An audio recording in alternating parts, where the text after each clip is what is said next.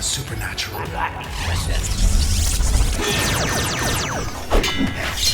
Download the Legacy Edition of Spirit Blade, a full past audio drama, for free at spiritblade.com.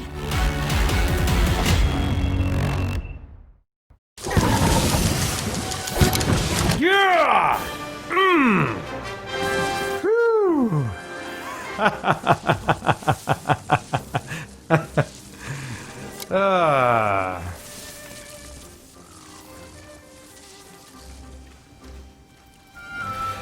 Now, when I have that kind of experience, I get what Souls-like game players are talking about when they just appreciate that feeling of victory after so much, that's so hard fought, I just don't want to put up with the same degree of hard foughting. But I get it, and it feels great in Monster Hunter World.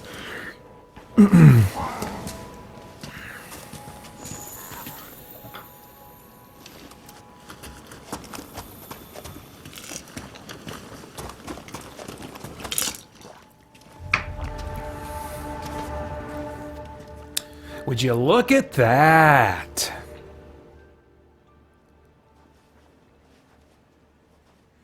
Doesn't look like a ship from any of our fleets. No, this is older than the Commission itself.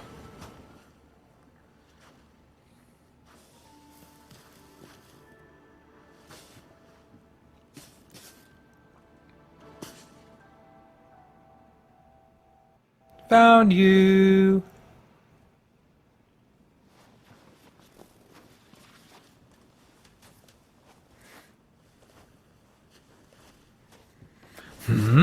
Oh! That's what we'd be hearing if the voices were on. Take a look at this shard. Never seen anything like it. For those of you who haven't been watching me play Monster Hunter World since I first got it, I modeled my female character after my wife. I even named her Holly, because I noticed that one of the default models looked kind of like her face, and so I just took it the rest of the way as much as I could with the other cosmetic choices I had. And the cat that accompanies her is named Abby, which is my wife's beloved childhood cat that has long since died. But so that's always a fun thing for me to be able to say that my wife kicks some serious monster butt.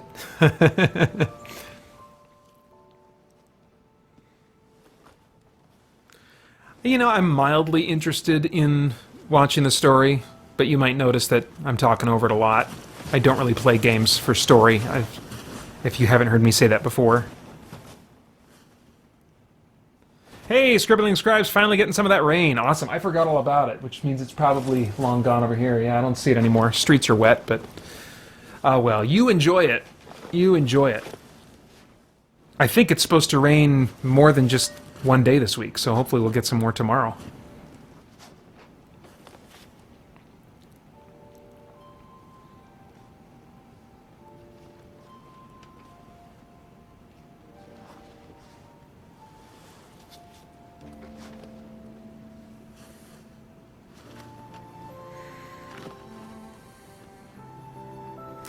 Holly's actually cut her hair. Those of you that saw her during Extra Life might have seen that already, because I think she had cut it by then. But her hair doesn't quite look like this as much anymore.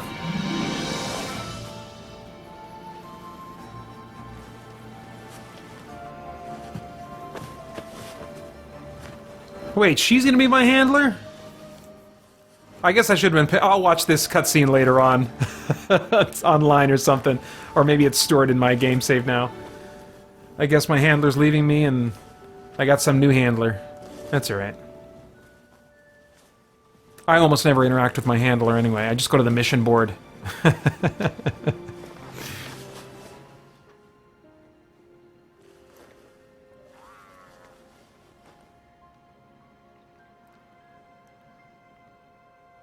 Roleplay Cafe says, I have a Switch and I believe it's on that platform.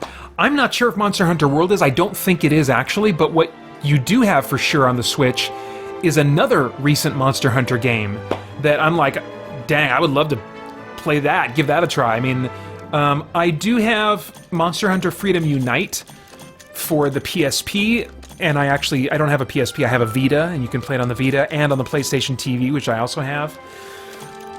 And I'd like to really dig into that game and get to know it, but I think there's just some quality of life stuff that was added with Monster Hunter World that isn't even in that Switch game. I think it's Monster Hunter Ultimate, or Monster Hunter something Ultimate. Anyway, but yeah, I take it back. Breath of the Wild would not be my first purchase if I got a Switch. It would be that Monster Hunter game. Because it looks cool. It doesn't have some of the quality of life stuff as World, because it was it's a re-release and an up-res of a previous game, but it looks really nice. Which the Freedom Unite one has lots of jaggies, and so you really have to be in it for the gameplay, I think, to enjoy that one. Yes! Monster Hunter Generations Ultimate, I think that's what it's called. And it's got tons more monsters than Monster Hunter World does. I think even with Iceborne added on, Generations has like just all the monsters from Monster Hunter World history, I guess, And that would be a reason that I'd be like, yeah.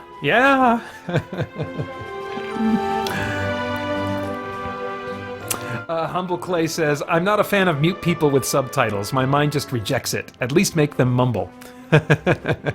Well, you can. I turned the voice acting off because I would rather just read it, but that's not a fault of the game here.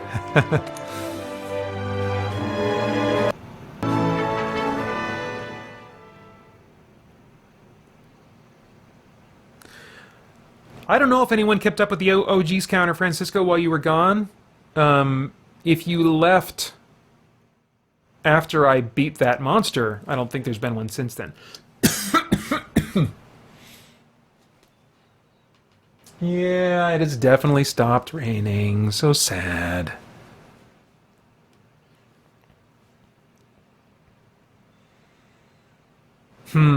Well, without question, I really, really like Monster Hunter Iceborne so far. I'm waiting for the other shoe to drop. And it might take getting halfway into all the assigned quests in Iceborne before I feel comfortable saying I love Iceborne. I mean, I didn't realize that I loved Monster Hunter World until I was over 100 hours into it. That sounds so insane to say. But I was always waiting for the shoe to drop. I was waiting, I kept hearing about these, and I touch on this a little bit in my 2018 Best Games of 2018 video. But I kept hearing about these different monsters that represented spikes in the difficulty. It's like, okay, well, once you get to this one, then you really got to know your stuff to get past him. Well, if you thought that one was tough, then this one's the next real big, bottleneck, And I kept getting nervous and preparing a ton for those fights, but I never failed them, But I always just kept waiting, All right.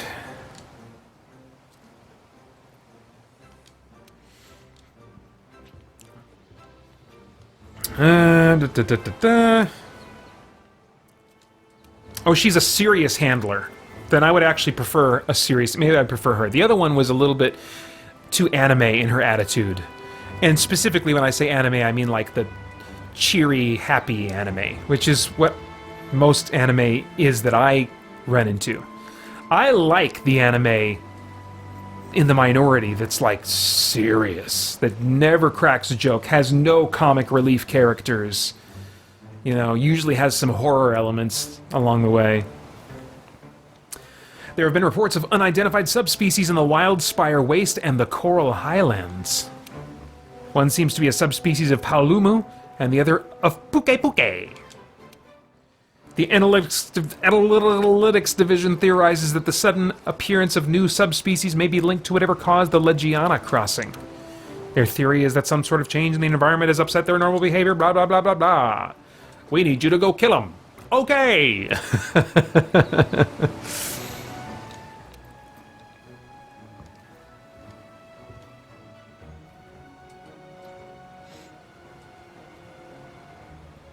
Nice press smart, compile detailed reports for analytics. Okay, great. There's going to be a Monster Hunter movie starring, what is her name? She was the star of the Resident Evil movies. Mila Jovovich. I think it's done filming now, and it's been in post-production for at least a few months. I don't know that we're getting it very soon. I would guess it's, at the earliest, maybe a summer movie? I don't know, I'd have to look it up. Somebody wants to Google that, they're welcome to. I am going to continue on. Roleplay Cafe says, what do you think about digital downloads and even the trend of download codes inside of boxes? I mean, as far as, like, I wouldn't, sorry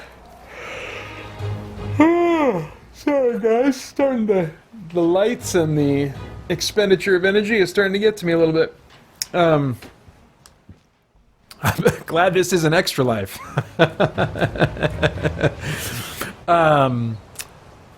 Yeah, I think that, okay, let me put my controller down. I'm going to think about this for a second here.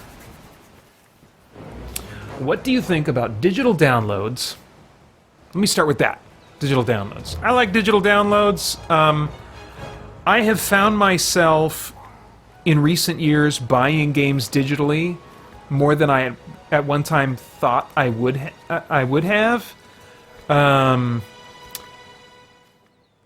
think reviewing has done that to me a bit, because I find, you know, I tend to review games that I think I have a good chance of liking. I almost never review games that I think I'm not going to like this game. You know, when I review a game, I at least think there's a chance I'll like this game, and a decent chance. Maybe not a great chance, but a decent, you know, at least a 50-50 or higher chance that I'm going to like this game, you know.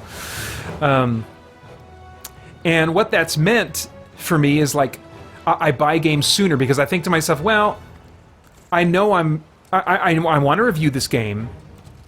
There's a real good chance I'm going to like it. You know, for some of the games, I'll think that about them. And so I might as well just buy them day of release and start working on the review and stuff.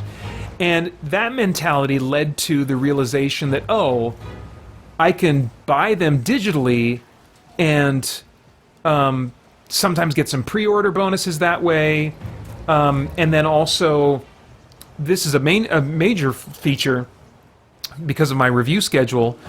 I can download it at midnight Eastern time, the night before it comes out. So if it comes out on like a Tuesday, then oftentimes I can have downloaded it, pre-installed it, and it's unlocked for me to play at 9 p.m. on Monday night. So I can actually get an hour in of gameplay and get the review process started earlier. And so, because of my, you know, fairly unique situation, I have felt drawn to digital downloads of games in recent years. However, with Redbox now not making games available for rent anymore, I've realized, okay, I need to just figure out a new status quo for how I'm going to review games. And I will not necessarily be able to start playing them to review them the day that they release. In fact, that's increasingly unlikely at this point. And so my video game reviews are probably going to be delayed. Like, even if I experimented with GameFly. I know this is a roundabout way of answering your question, I'm sorry. I experimented with GameFly, and I got the game, you know, like 3 days after release, you know, and really got a late start, you know, on, what was the last game I reviewed? Pillars of Eternity 2. So I'm kind of settling now into accepting the fact that, okay, I'm not going to be able to get my reviews out as quickly unless they're games that I'm buying. And I just, and now since our budget is tighter, and I have not purchased games that I'm reviewing with Spirit Blade Productions money. I purchased that with my fun money, you know. I'm realizing, okay, now because of our budget being tighter, I need to be much more choosy about what games I actually buy on launch, you know. So what that means for me, to get back to your question about digital downloads, is for a time, I found them very appealing, and there will still be times, I'm sure, where I will purchase games day of digitally so that I can start playing them right away. That's more likely going to be the games that I have every reason to believe that it's like a guarantee I'm going to enjoy it. Every other game, even if I buy it on day of release, I will seek to purchase it physically. I got used to having digital games and enjoying not having to swap discs out. I mean, such a first world problem. But, you know, I got used to it, and after a while I was like, oh, I'm gonna go find this disc, and I'm gonna take this disc out, and put this disc in, oh, woe is me, right? But now that is not even like a minor concern, I don't think, when I consider that, I bought Greedfall physically, and that meant that I could return it. Not return it, but I could sell it. And I was surprised at my local used entertainment exchange how much money I was able to get for that. I got, I want to say $30 for that. GameStop, I think, was going to give me $20, and I got like $30, about half the price. Was it as much as $40? I can't remember now. I think it was $30. But anyway, I was just really happy with that, and I just realized, okay, I need to just buy physical then, so that if I decide, you know, a couple months in, I don't like it, I don't want to finish it, then I can get a pretty good return on, I was going to say return on my investment, but that's not quite the right expression, I don't think. Anyway, I can get a pretty good deal for selling it, you know. So that's the appeal for me as I look into the coming year, for physical over digital. Digital, I think, could still arguably be king when you buy it way past release date. You know, 6 months, a year, 2 years, then you get some really cool deep discounts. Although I still compare on Amazon, like when I see PlayStation Store sales, I still look at Amazon if there's a physical version to see, you know, what's the price on Amazon or at GameStop or whatever, you know. So yeah, but I think it's great that we live in a time where there's choices, and for the believer who wants to steward their resources well, I think those kinds of choices are really good. The trend of download codes inside of boxes, yeah. I mean, I would be averse to that for the reasons I just described. Like, I would want a disc so that I can sell a disc. If it's literally just a download code, then I would feel cheated, you know. So I suppose that's a reason to investigate and make sure there is a disc included. If it's like added DLC or added bonus content, you know, that's fine, you know. I can still resell the disc, you know. So that would be my only thought, I guess, about that. Rugged Warrior, do you ever use game rentals movie purchase as a tax write-off? It is a business expense.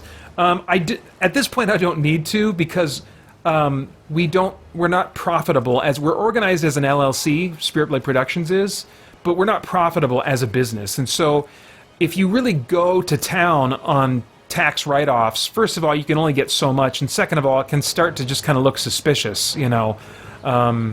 And so we are getting as much write-offs as we can, you know, for Spirit Blade Productions. But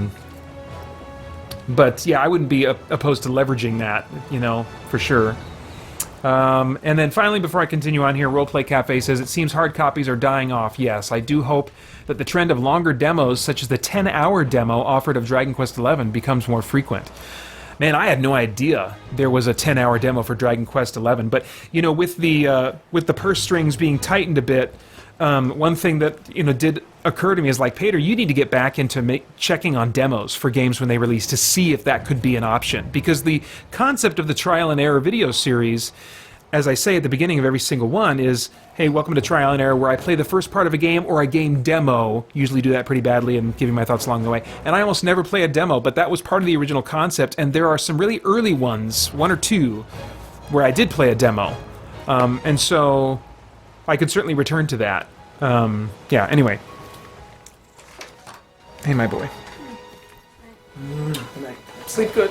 Oh, love you. How long have you been recording for? Well, I'm both recording and live streaming. Oh, So it's like I've got a live audience right now. You can wave and say hi if you want. Hello. All right. I was in last year's Extra Life playing Oblivion. Yeah, in fact, I think that's gone up now on the YouTube channel. Alright. The video of you playing Oblivion, I think it might be posted by now. To my YouTube channel, to Christian Geek Central. Okay. Yeah. Yeah, you can take a look at it tomorrow, maybe. Can you close that, please? Thank you.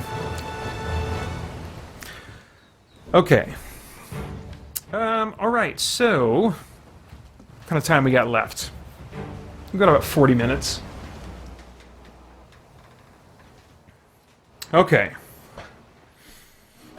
Oh, sorry, he missed your roleplay cafe, and he looked reviews. But thanks, you guys. Let's see here. So, let me make sure that I'm still stocked up. I got 2 different quests that I can accept here, and I don't think I actually want to do either one of them. It's just an event. It's just an event, and I'm not sure I have the energy in me. And it's also harder for me to converse with you guys, so I'd rather do something that I can chat with a little bit more. So I'll start up something else in a minute here. Francisco Ruiz says, "Oh yeah, how is your son's YouTubing going?" Technically he is YouTubing, and both of them, we have a shared channel called France and Men. But it's a private channel. You're not going to be able... if you find the channel, you'll find that all the videos are private. None of them are public. And so they are... and they know that. That's not like... I'm not pulling the wool over their eyes. Oh, look! Look at that sucker! Got him captured. Yeah! Hehehe. Gonna cut you up and eat you tonight! That sounded a little bit like Elderast. That's not what Holly would do.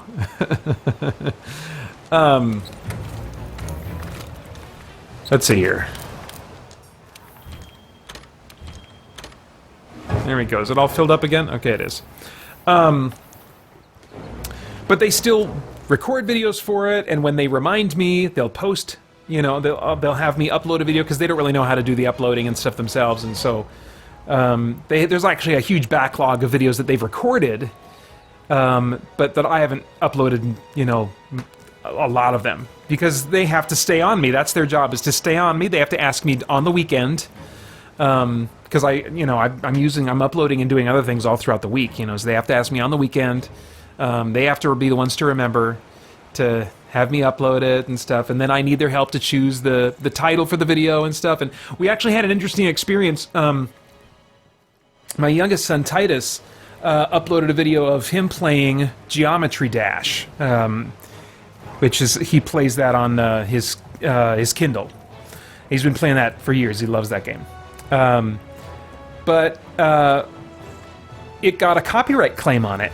And it didn't put the channel or me or anybody in trouble. You know, it's not a strike. It was a copyright claim, which just means that the automated systems found something on there that is copyrighted material, and the copyright owner is now going to... they have the right to run ads on that video to monetize it and make money from it. Well, the joke's on them, because it's a private video. And it's going to probably get less than 10 views in its entire lifespan, you know. But I was able to just bring him over and say, hey, take a look at this, and showed him what it was, and just, you know, make him aware of, like, the concept of copyright claims. And so right now it's kind of like, I view it as kind of like a training season of their lives, to get them ready, you know, if they continue to be interested in making videos, editing them, you know, and stuff. And I'd like them maybe this summer as a project to learn how to edit videos. I think they're probably both ready for that. And then I don't have to edit their videos for them, which I don't do much work on that. I'm not willing to, you know, but I think they would really enjoy editing videos. In fact, I got to remember that, because that was like one idea. We're thinking of what could they do during the summer that would, like, be fun for them, but also build a skill, you know. We're working to help both of them kind of find things that they're interested in. So, anyway. So, yeah, And I also talk to them now and then about just kind of like what comes with having a public channel and what kind of comments you get from people on YouTube. And some of them are not kind, some of them are insulting, some of them are very mean-spirited, you know. And so while their channel is private, you know, I'm getting them used to the idea of, you know, if they want, I'm not pushing them at all. If they didn't want to do YouTube stuff, I wouldn't push them at all. It's all on them because they like watching YouTubers and stuff. But you know, I just try to kind of give them a window now and then into what I am doing and what kind of some of the challenges that I deal with, some of the you know, some of the just the difficult things to read, you know, that I end up reading, and the hope is to prepare them so that their ego and their sense of worth and identity is not in people's comments, you know, which is something that I've had to just increasingly grow in over the years, you know, and I'd love them to start in a much better place than I did years and years ago when I first started podcasting, or, you know, creating content and putting it out there and getting people's reactions to it, you know. So anyway, that's where that is right now. It's totally under the radar and kind of in a training mode, but they still enjoy it. I mean, we might make these videos public someday. Who knows? You know. And for now, they talk to the camera as though they have an audience. They're like, "Hey guys," da, da, da. I mean, it's because of all the YouTubers they've watched and that they enjoy and what they see them doing, how they see them interacting with the camera. They're just kind of mimicking that and stuff. And so, yeah, I think it's it's kind of cute to watch and neat, and, you know, who knows what they'll ever do with it, you know. Yeah. Okay, so let's get out of here.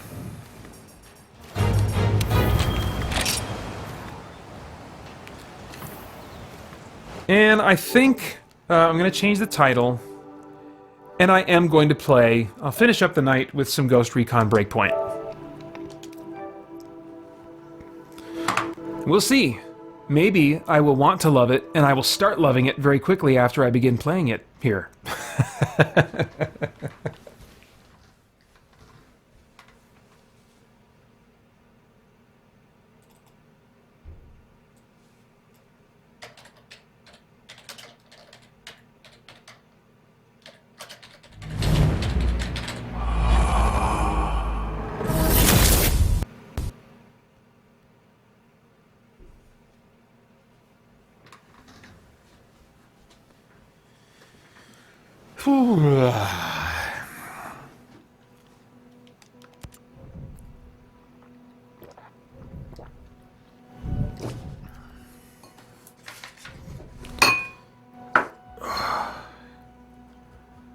Boy, oh boy, it's weird to do this on a Monday. For like years, I've only done these quarterly streams on a Friday and Extra Life on a Saturday. But I'm so used to, I associate doing this like 4-hour type stream block with being on a Friday and having a weekend ahead of me. So I'm like, oh, I'm gonna have to get up and work tomorrow. It doesn't feel like I should.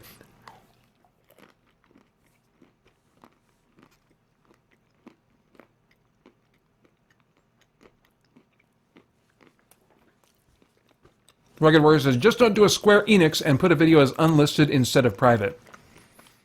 Did things leak that way or something? Is that what happened? Because I know with unlisted videos, which I have had a use for from time to time, anyone can see it if they know the URL to that specific video. They know how to get to it. But otherwise they can't get to it.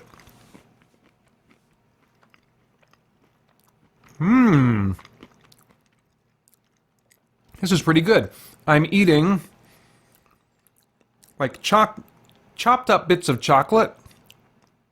This is actually a candy bar that Asher invented over Christmas when I was doing my bake-a-thon day and making my candies, my peanut clusters and stuff. A school project that he had in last fall was to invent a concept for a candy bar.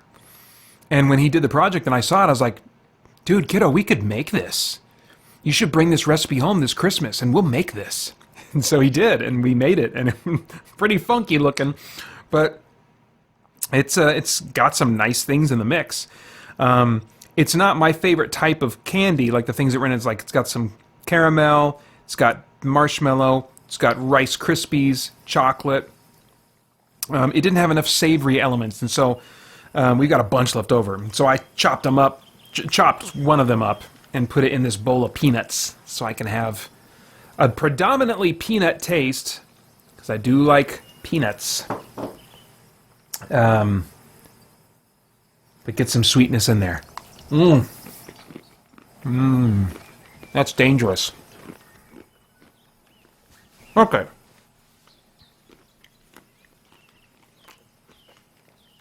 Now, currently, I am checking out this location. Where is it?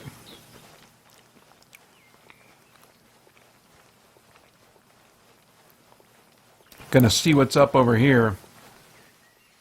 I'm basically on my way to this mission here, but as I walk to get over there, oops.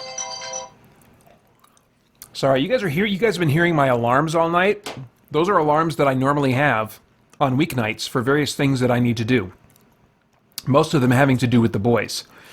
You know, have Titus practice piano, then have Asher practice piano, have Titus get ready for bed, have Titus start his cool down time in bed where he's reading in bed for 30 minutes, have Asher start getting ready for bed, check on this, you know, it's all about wrangling the boys, keeping them on task and stuff. I have these alarms that go off to remind me to remind them to do what they're supposed to be doing. And that alarm actually was to tuck in Asher, which Holly's doing on duty for all these things very graciously tonight. So one more way that she makes all this possible, you guys. She's a wonderful wife. Let's see here. So yeah, as I'm walking this way, I'm just exploring unexplored locations on the way. So let's check out this one.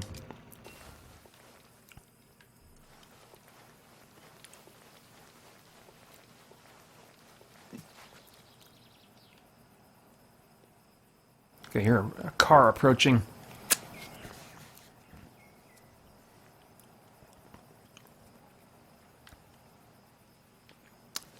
All right. Rugged Warrior says, yeah, with the Kingdom Hearts 3 DLC trailer, they posted a video as unlisted, and people found it a few days before it was supposed to. Yeah, I can believe that with like something like that. Because with a high-profile deal like that, people are going to be using programs to specifically search for different URL combinations in order to find, you know, these videos. You know, I'm not worried about something like that for a little channel like mine, you know. Don't use unlisted videos on the Christian Geek Central channel. I do use them in other ways, but anyway, won't get into that. Roleplay Cafe says, tell Holly thanks from all of us. I will try to remember to do that. A few years ago, when we were celebrating the 10-year anniversary of Spirit Blade Productions, I asked the community to send in email messages to Holly, just expressing their appreciation to her and sharing with her what Spirit Blade Productions and Christian Geek Central have meant to them. And I shared that with her while we were actually on vacation in Pennsylvania. We just went out for a nice little lunch while her parents watched our boys. We just a diner, like an IHOP type place. And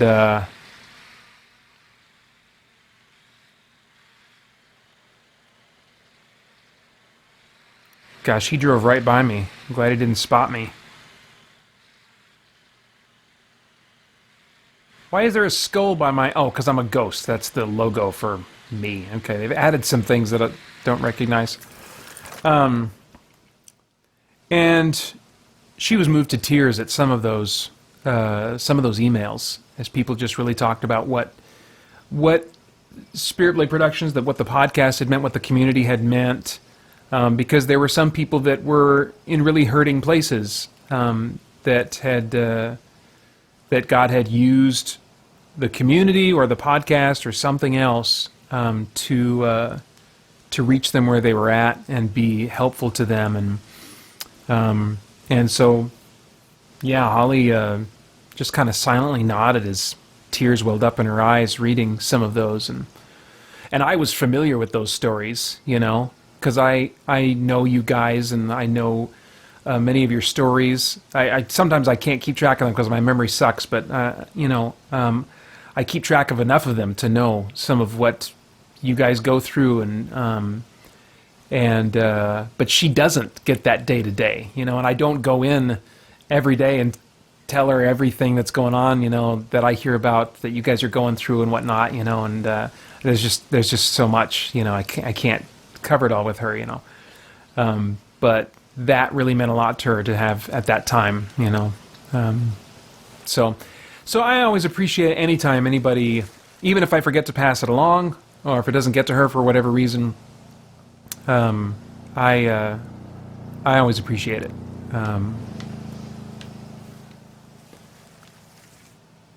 Okay. Oh,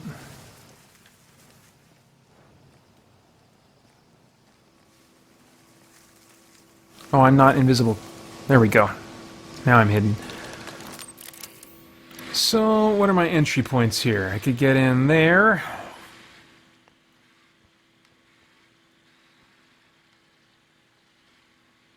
Oh, wow, you must have a nice data plan, Francisco. Excuse me, it says, listening while I run an errand. We don't have that kind of cool data plan.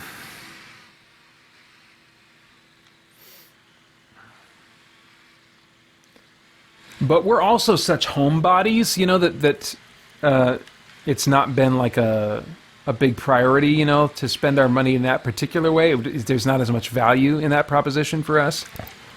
Because we both work from home, you know. All right.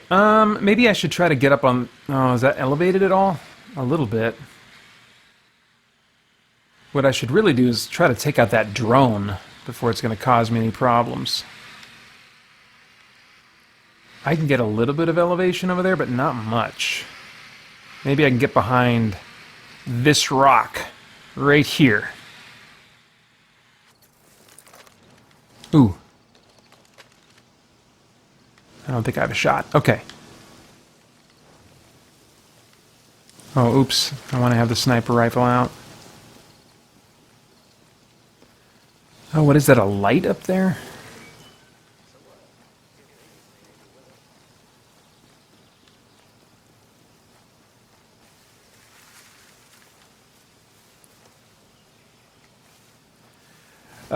So let me talk about this game a little bit and why I don't love it. You can watch my video for best games of 2019 to hear me say the good things about it. Oh, crap!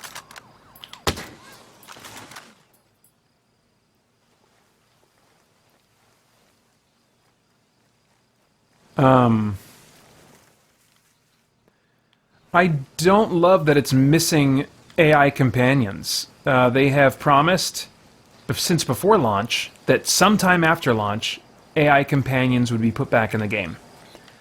And I miss them because they had the sync shot ability, which is only an option with these drones that are like consumable items in Breakpoint. So, let me actually, you know what? Oh crap, they found a dead body. Oh, not a dead body, they found, what do you call it? Oh, how do I do the sync shot? Let's see. Take a look. Yeah, we'd better investigate. Oh no, that's not a... Do I need to, like, equip the sync shot drone? How do I do this? See, I haven't even bothered learning really like how to use the sync shot drones because they're consumables, and so I didn't want to get into a habit of relying on a finite resource, you know. Whereas with the squad mates, you could, their sync shot was unlimited. It just had a cooldown timer, you know. Let's see here. Sensor launcher. Launch device marks enemies in a large area. I think I needed to do that back at a thingy, back at a campfire, bonfire, whatever the crap. Okay, so that's not going to happen this time. Next time I hit a bonfire, I will try to change that up if I think of it.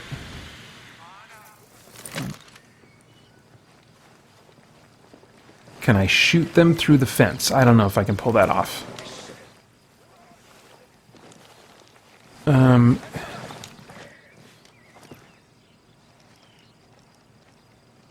I know you're here. Come out. I know you're here. Oh, nice.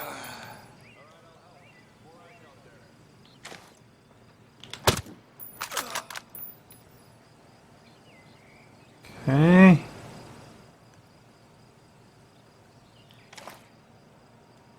What do you think? Do I have a straight shot, do you think? I can't tell from here. I better move in. Okay.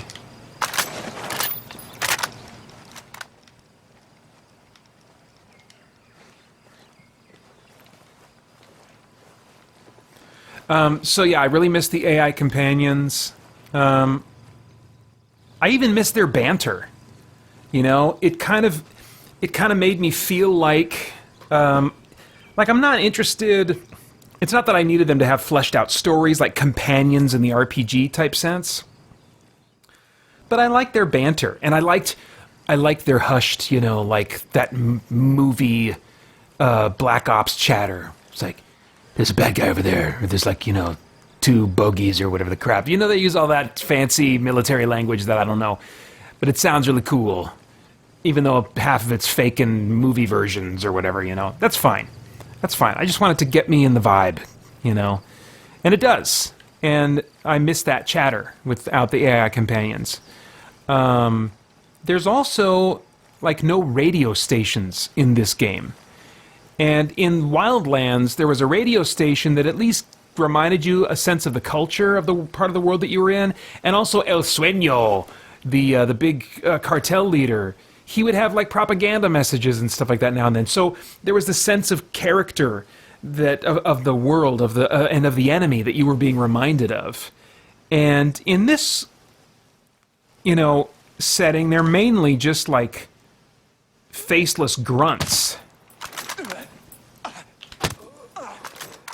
You know, that thematically, you know, yeah, I remember they're part of some rogue military blah blah blah whatever, you know. But it's not as rich in its presentation of its theme, in the setting. I mean, you know.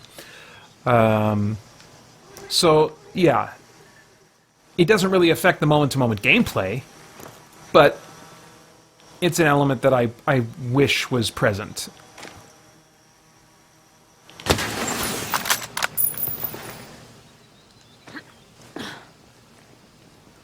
What else? Why else don't I love this game yet? Well, there's some bugginess, but that's not been a huge issue. What has been a significant issue at times is not being able to put the game in sleep mode and leave it alone to come back to it later when I want to. This game seems to be running to some degree in the cloud. If there is not an internet connection, if I have any internet connection problems, or if their server has any kind of problems, I cannot play the game, period.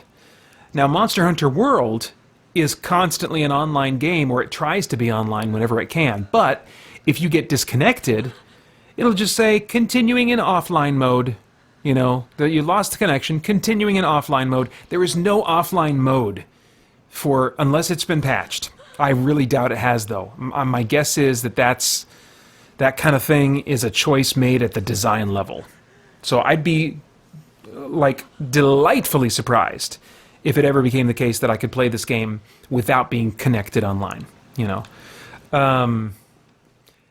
And on top of that, you get auto-disconnected if you stay idle for too long. If you just sit like this for too long, if you're just inactive, or if you put it into sleep mode, which is what I'll do when I want to where I want to stay exactly where I'm at in a game. There's not a save point available, and I can't save whenever I want, and I want to be right where I'm at, and I don't want to play another game, but I'm maybe done for the night or want to do something else. Then I'll put it in sleep mode, and then pick it up right here. Any other game, pretty much, that works without a problem. This one, no.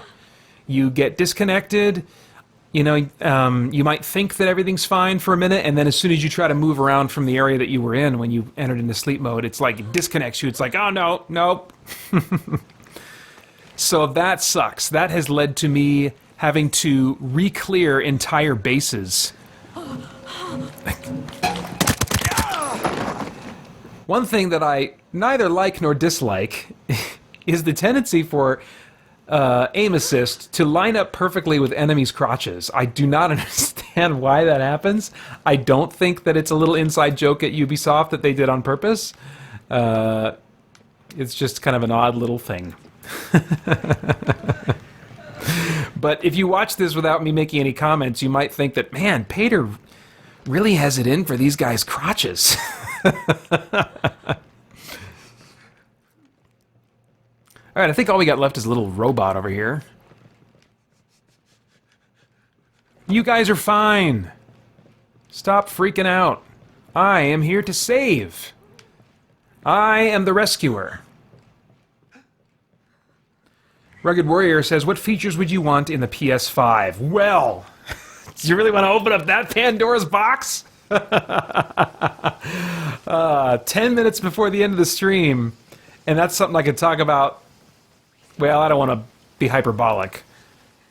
I could probably talk about it for 10 minutes. I will probably do a video at some point once they announce when the reveal event's going to be. I mean, people are speculating it could be any day that they'll announce something, and that it's likely to happen before E3, so May at the latest, So probably when that happens, sometime around then, I'll certainly talk about my wishes for the PS5. The biggest one is backwards compatibility. Backwards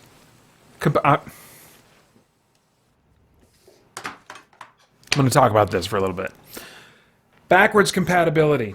And not just backwards compatible to the PlayStation 4. Now, there was something that came out of Sony PlayStation Japan that was translated to English that commentators were really hoping was something getting lost in translation. But the way they described backwards compatibility on the PS5 and what their plans were is that they are working hard to achieve backwards compatibility for PlayStation 4 games on the PlayStation 5. And basically the common consensus... Do you have to say common consensus? I think you can just say consensus. The consensus among commentators was, if you're using language like trying to achieve, working hard to achieve, then it is not a given. It does not sound like a given at all that they're going to be backwards compatible for PlayStation 4 games. And I think that's something that... Okay, I'll put on my analyst hat, which is worthless, because I'm not an analyst of the industry. I'm just me, and I have my own perspective. And I don't have the knowledge, the tendrils of knowledge, to have a really informed perspective. But it seems to me that with what Xbox has done, they've got to at least have backwards compatibility for the vast majority of PlayStation 4 games. What I think that they would be really cool for them to do...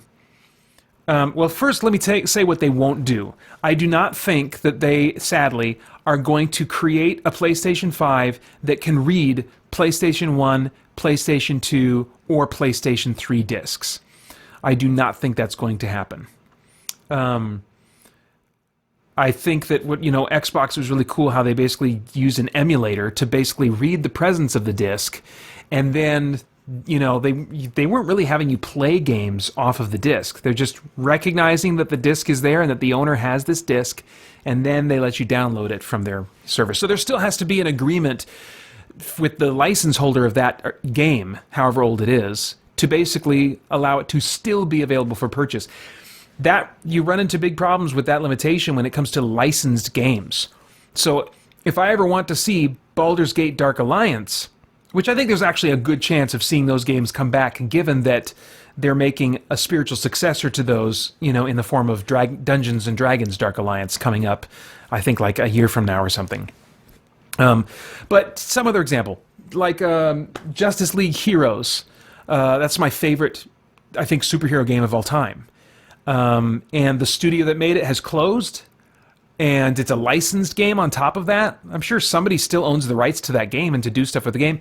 Maybe not. Maybe the license would need to be renewed. And so people are going to have to come to the table. The guys over at GOG.com deal with this all the time. And there's some cool, I think NoClip has a great documentary on GOG and just what it takes for them to bring back some of these old forgotten games, not just to get them running on new platforms, on new operating systems, but deal with the licensing headaches involved with getting permission, to sell these games again so that the right people are getting the money and stuff like that. So that's what you run into if you're talking about selling the game again on a digital platform. And that just makes it so unlikely that most, licensed games, especially ones that were not successful in their original release, it makes it very unlikely that we'll see them again.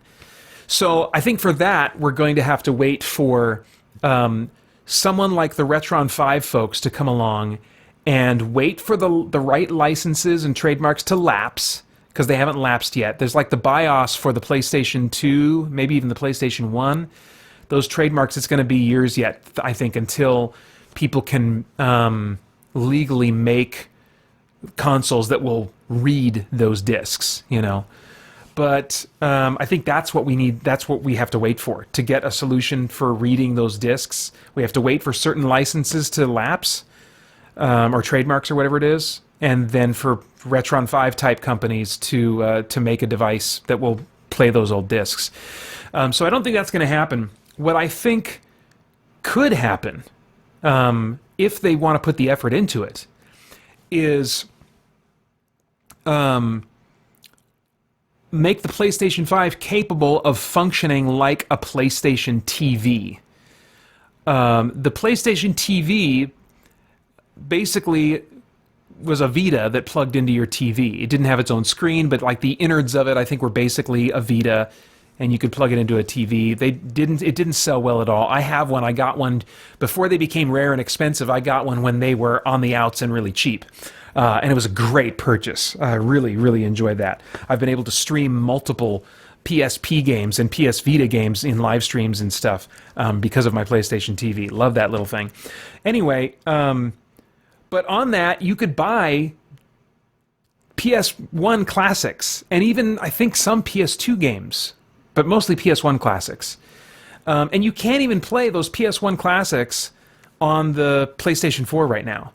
But can you imagine if they were able to use an emulator or whatever to have that functionality, so that the entire library that's available on Vita right now and PlayStation TV, which includes a ton of PlayStation 1 games and a ton of other great games that were made specifically for PSP and PlayStation Vita, if you could suddenly have all those games available, because the storefronts still exist, so whatever legal stuff needs to be in play for those games to continue being sold, it's in play, it's working, but they're just captive behind these devices that are dying out, the Vita, the PSP, and the PlayStation 3, which I think can also play these games. But if you bring that functionality over to the PlayStation 5, and they could present it as saying like, hey, I mean, this is the kind of thing I'm waiting to hear at the PlayStation 5 reveal conference. I'm waiting to hear a suit come out on stage and start a topic by saying something like, at PlayStation, we are really proud of our long legacy of games and our vast library of titles throughout the various PlayStation console history. That's what I'll be waiting for. That's what I want to hear, because I think following that, you have to announce that the PlayStation 5 is going to be able to play all of those.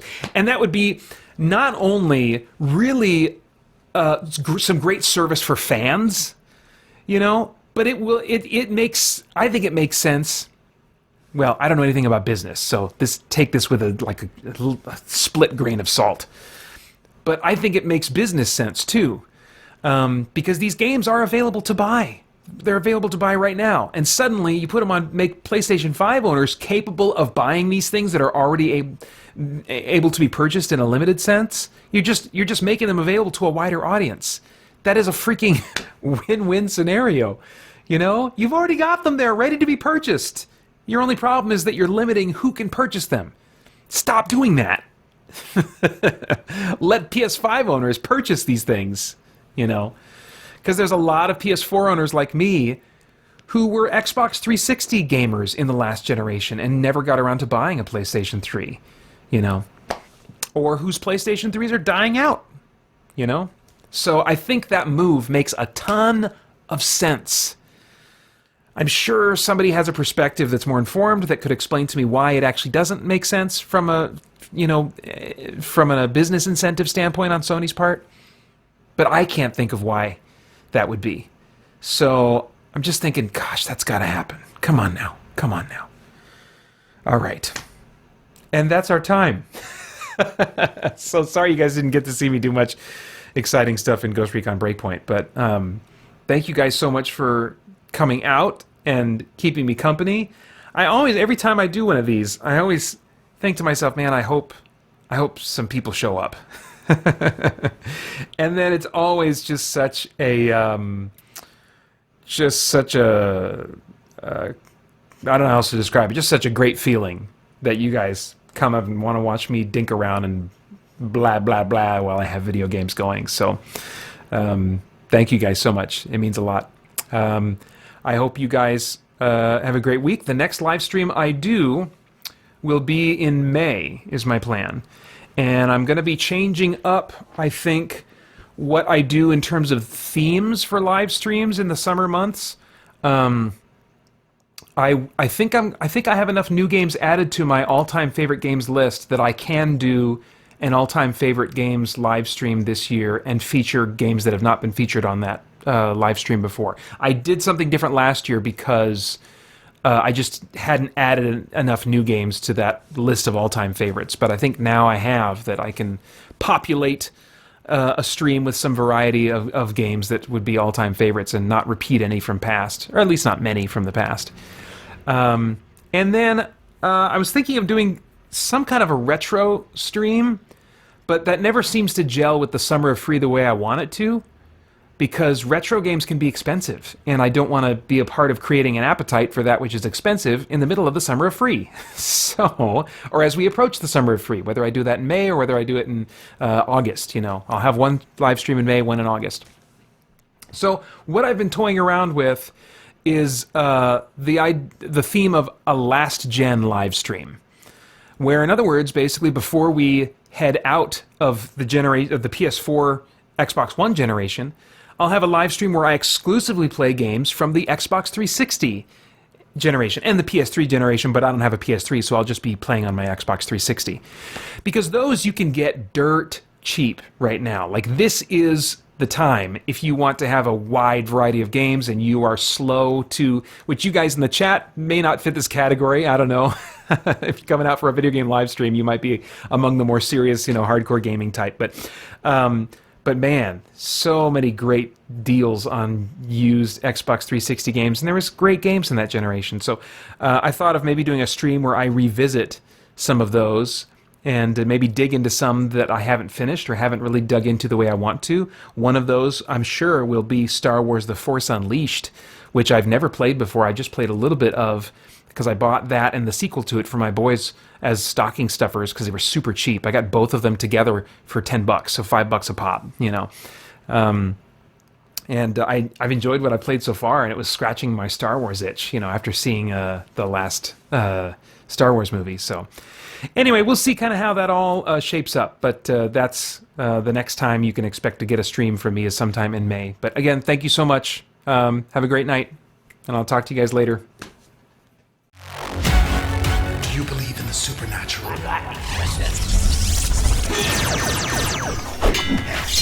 Download the Legacy Edition of Spirit Blade, a full past audio drama, for free at spiritblade.com.